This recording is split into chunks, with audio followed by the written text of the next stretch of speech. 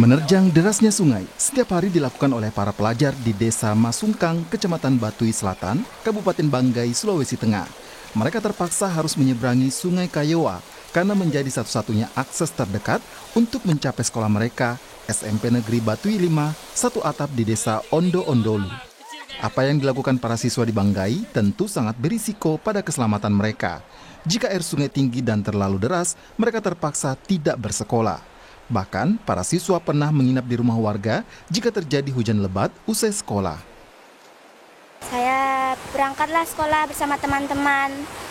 Berangkat kita ke sekolah, kita ke Kuala. Biasanya kalau tidak ada orang tua, kita menyeberang sendiri. Kadang sampai jatuh pernah sama teman-teman. Habis itu kalau kita sudah berangkat sekolah, banjir atau airnya besar, kita nggak bisa sekolah. Jadi kita pulang. Itu kadang juga kalau misalnya sudah sekolah, baru pulangnya banjir, jadi nggak bisa pulang. Itu. Namun, meski medan yang dilalui berbahaya, para siswa mengaku tetap semangat belajar. Biasanya siap-siapnya dari jam 6, biasa itu berangkat, simpan motor di seberang Kuala, baru nyebrang, baru pakai sepatu, baru langsung jalan ke sekolah di sini sama teman-teman biasanya. Terus kalau macam hujan kayak begini gimana? Kalau hujannya dari pagi, banjir berarti tidak sekolah.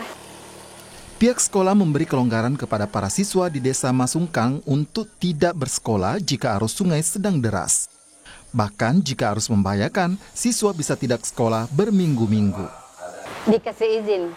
Kalau sudah memang anaknya sudah sekolah, berarti biar sementara belajar, anak-anak dikasih pulang karena orang tuanya sudah datang jemput.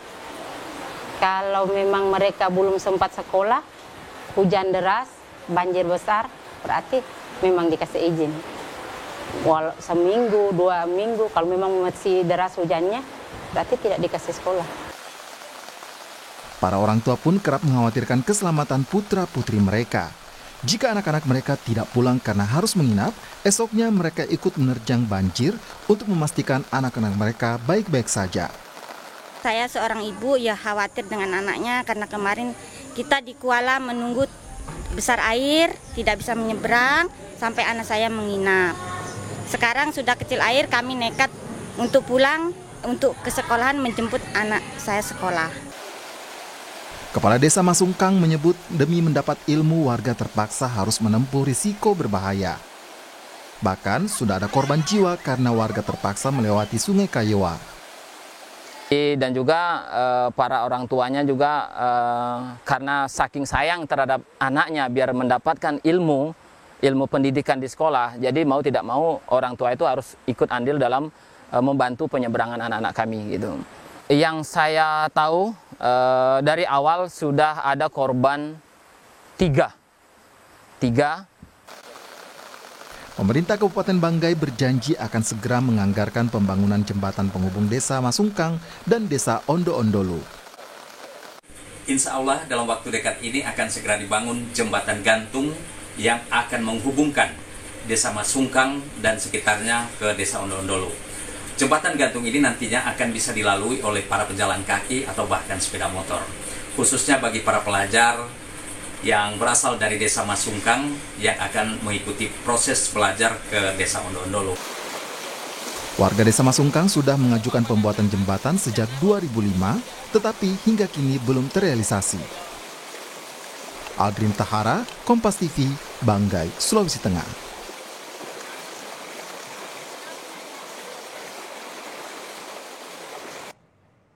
Bagaimana kisah perjuangan siswa dan guru di SMPN 5 Batui yang harus menyeberangi sungai demi bisa bersekolah? Kita bahas bersama Rizal Aripat, Kepala SMPN 5 Batui Satap, Sri Narahari, orang tua siswa yang juga Kepala Desa Masungkang, dan juga ada Emrida Saleh, staf ahli Gubernur Sulawesi Tengah. Selamat malam Bapak-Bapak, terima kasih sudah hadir di Sapa Indonesia Malam. Selamat malam. Terima kasih Pak Rizal, Pak Sri, juga Pak Rida. Saya ke Pak Sri dulu. Sebagai orang tua, juga kepala desa, mengantarkan anak bersekolah dengan penuh risiko, medannya juga berbahaya. Kita tadi lihat bersama-sama videonya. Bagaimana kondisi anak Anda setiap hari untuk menjalani rutinitas yang bisa mengancam keselamatan bahkan? Ya,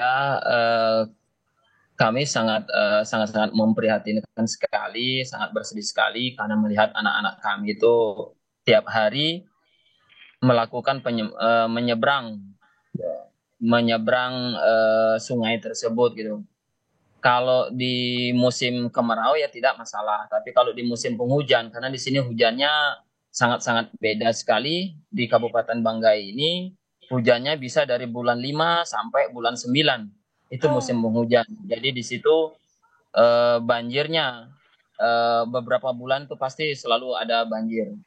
Jadi itulah kendalanya anak-anak kita dari Masungkang, kendala untuk pergi sekolah itu hambatannya luar biasa gitu. Kalau akses lain dari Masungkang, silakan Pak. Ya. Namun saya juga sangat berterima kasih kepada pihak sekolah karena diberikan begitu toleransi untuk anak-anak kami. Jadi kita kalau musim penghujan begitu diizinkan untuk tidak sekolah. Namun kami sebagai orang tua, kalau namanya tidak sekolah otomatis kan pendidikannya ilmu pendidikannya yang didapatkan pasti tertinggal ya. Tidak penuhnya. Iya. Ya, begitu. Iya, kalau tolong digambarkan Pak Sri, dari Masungkang ke sekolah itu apa tidak ada akses lain? Jalur lainnya seperti apa sehingga satu-satunya jalan harus menerjang sungai? Kalau untuk menuju sekolah satu atap itu tidak ada akses lain, Bu. Ada akses lain tapi perjalanannya berpuluh-puluh kilo. Kita harus berputar gitu, melewati daerah kecamatan. Jadi tidak ada akses lain untuk menuju sekolah tersebut. Nah, ada beberapa anak sekolah yang dari Masungkang, ada juga yang memilih sekolah di Kecamatan Batui Selatan, tapi di desa Ombolo. Itu pun perjalanan ditempuh sekitar 20 kiloan. Jadi otomatis harus menggunakan kendaraan bermotor.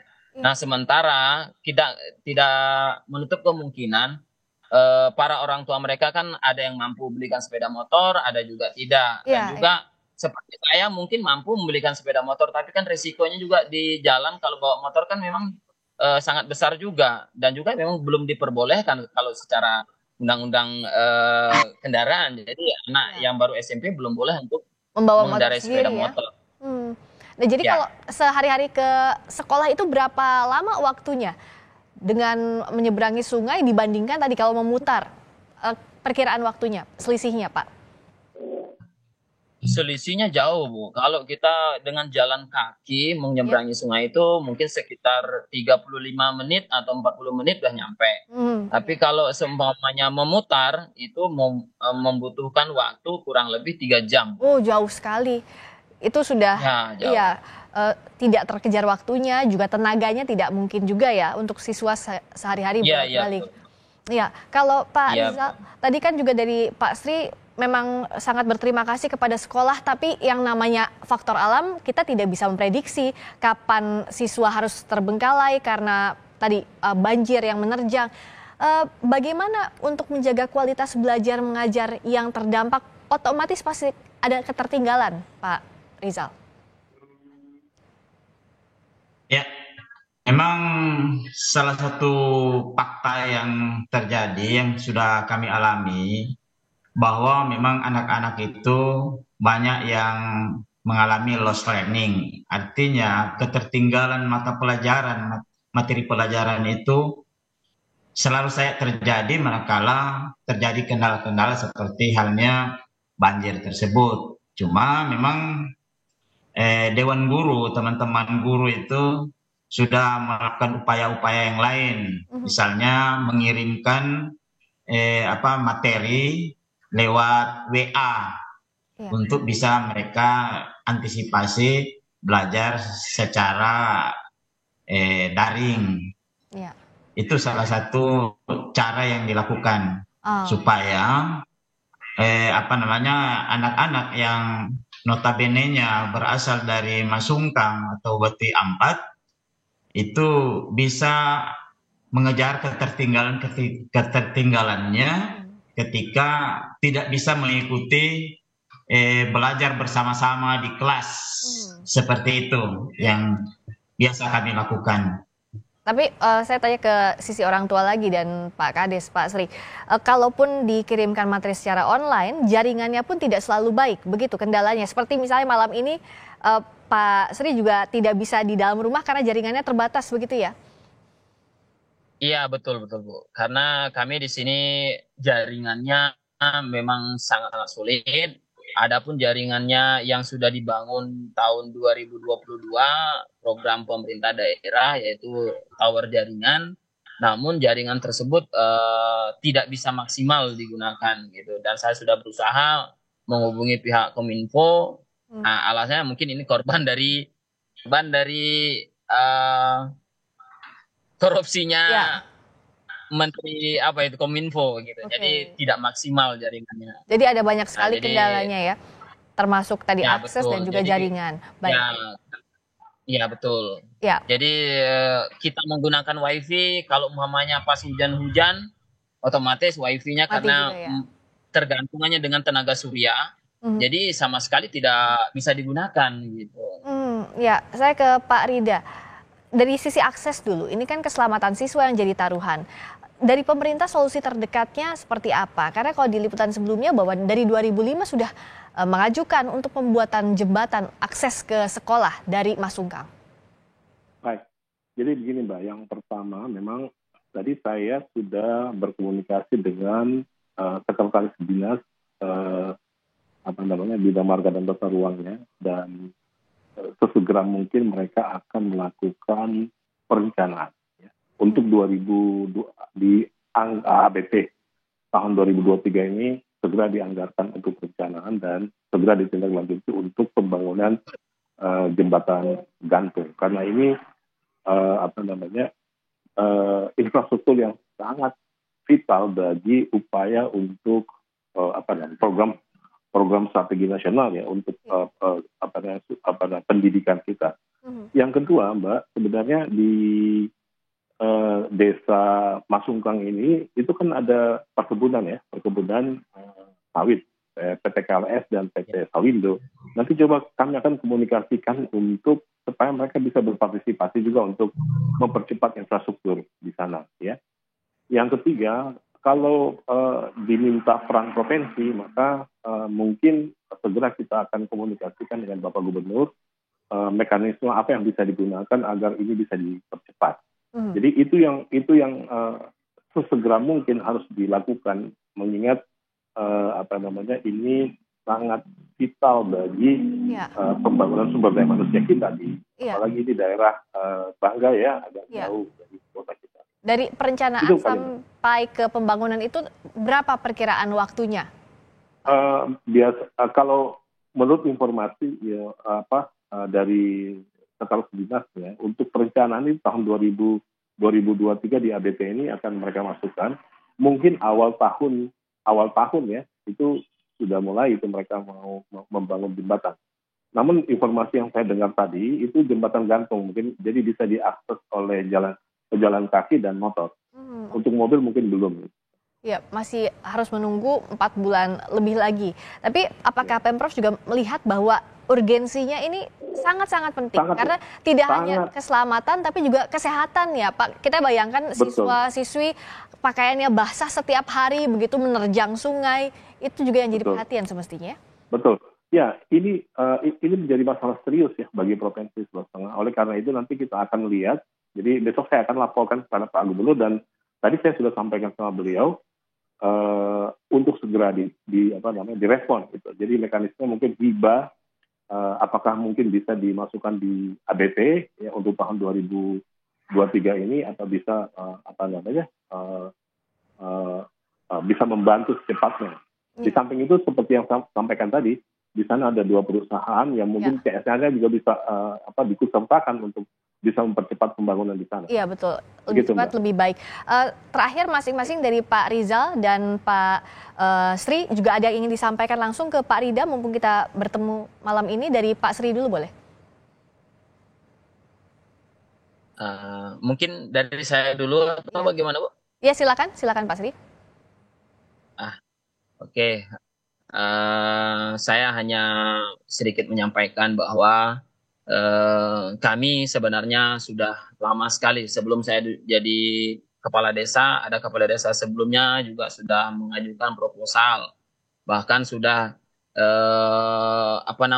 sudah berkali-kali setiap tahun diajukan proposal tersebut, namun sampai sekarang belum realisasi, dan juga sempat juga ya cuman hanya dipakai, kami jujur sangat kecewa karena hanya dipakai janji-janji manis politik saja. Jadi seperti itu. Jadi kami harap untuk tahun ini semoga bukan sebuah janji saja, namun harus ada sebuah realisasinya. Jadi seperti itu. Dari Pak Rizal juga singkat saja, sama ya harapannya? Ya, kami berharap agar yang dibicarakan atau diinformasikan pada malam hari ini, seperti untuk merealisasikan jembatan gantung, dapat kami harapkan agar bisa terwujud nanti, agar peserta didik kami yang menempuh pendidikan bisa tidak mengalami hambatan-hambatan lagi dalam proses belajarnya. Ya. Saya kira demikian harapan kami. Baik.